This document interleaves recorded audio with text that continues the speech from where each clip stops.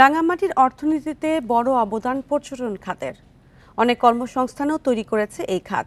সংশ্লিষ্টরা বলছেন, পর্যটনের বিকাশে উদ্যোক্তাদের সুযোগ সুবিধা আরও বাড়াতে হবে, সহজ করতে হবে ঋণের শর্ত। পাহাড় ঝর্ণার মিতালি অপরূপ করেছে রাঙামাটিকে। প্রকৃতির এই লীলাভূমি সারা বছরই টানে পর্যটকদের। প্রাকৃতিক সৌন্দর্যের উপর ভর করে এগিয়ে গেছে রাঙামাটির পর্যটন।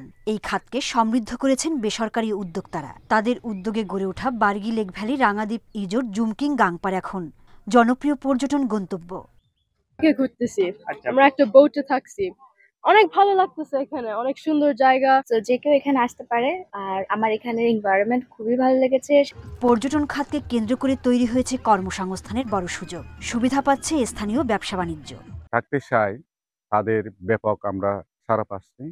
মোটামুটি এখন রিসোর্টগুলো এই সিজনে পরিপূর্ণ থাকে। পর্যটকদের সাড়া পাচ্ছি, কিন্তু আমাদের একটা সীমাবদ্ধতা যেটা এখনো রয়ে গেছে, সেটা হলো আমাদের আর্থিক যোগান। সংশ্লিষ্টরা বলছেন, ব্যাংক ঋণের শর্ত এখনো। নতুন পর্যটন কেন্দ্র গড়ে তোলার কাজ কঠিন করে রেখেছে উদ্যোক্তাদের জন্য। শর্ত সহজ করা হলে দ্রুত বিকশিত হবে এই খাত।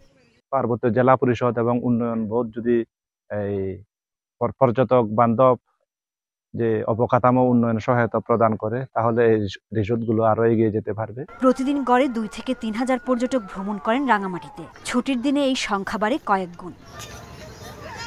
Independent news.